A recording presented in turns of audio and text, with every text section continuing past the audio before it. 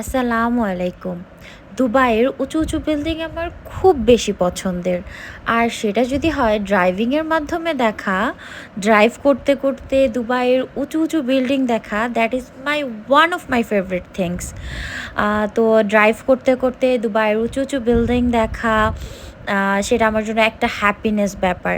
আর Burj খলিফার কথা তো আর নাই বলি। বুর্জ খলিফা আমার দেখতে খুব ভাল লাগে। আমি বুর্জ খলিফার সামনেই যদি থাকতে পারতাম আমার মাঝে মাঝে মনে হয়। আল্লাহ নোজ, আল্লাহ বেস্ট প্ল্যানার। কখনো যদি আমার সামর্থ্য হয় আমি সেইটাই করব। আল্লাহ আল্লাহ গুড প্ল্যানার। আমার বাট আমি দেখে খুবই ভাল লাগে, আমার খুবই ভাল লাগে বুর্জ খলিফা।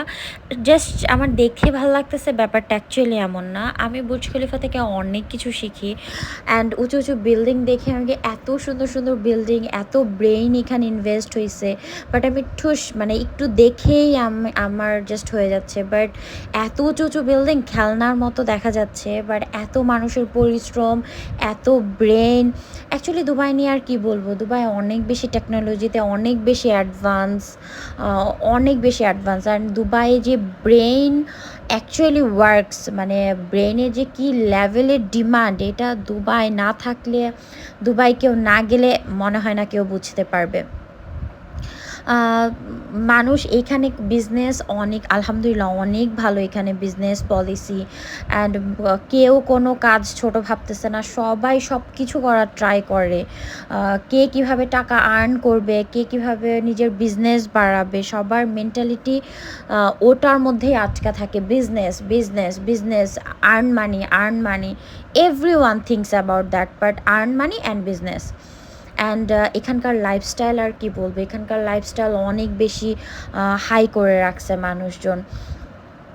সো অ্যাকচুয়ালি এই কথাগুলো বলার একটাই জিনিস যে আমরা যখন যারা কিছু করতে চাই, তারা যখন কিছু করতে চাই, তখন আমাদের আশেপাশের মানুষজন আমাদেরকে অনেক বেশি ডিমোটিভেট করে।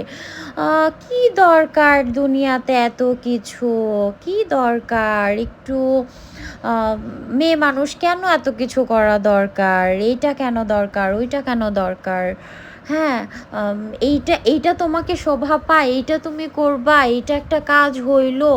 অনেক কথা শুনতে হয় আমাদেরকে, যারা আমরা কাজ করি বা যারা আমরা কিছু করার চেষ্টা করি, যারা আমরা আমাদের লাইফস্টাইলটাকে আরও বেটার করতে চাই বা আমরা কিছু করতে চাই, আমরা নিজের যোগ্যতায় কিছু করতে চাই, তখন আমাদেরকে এসব কথা শুনতে হয়।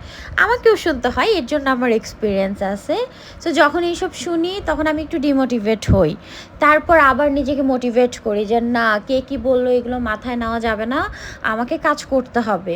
I have to do work. আমি কাজ করি। অ্যান্ড আমি যখন কিছুটা, হ্যাঁ, আমার খুব কম বয়স, আমার সব কিছুরই আমার বয়স খুব কম। সো আমি যখন কিছু করার চেষ্টা করি, হ্যাঁ তুমি এইটা করছো, ও আচ্ছা, এটা তো টাকা হলেই পসিবল, হ্যাঁ টাকা আছে করছে। আমার কথা, যারা বলে আমাকে যে টাকা হলেই তো পসিবল, তারা কেন কিছু করে না? যারা আমাকে বলে যে টাকা হলেই পসিবল, তাদের তো কম টাকা পয়সা নাই, তো তারা কেন করে না? তারা কেন বসে আছে? তারা কেন কিছু করে না? আমি জাস্ট এইটা ভেবে পাই না।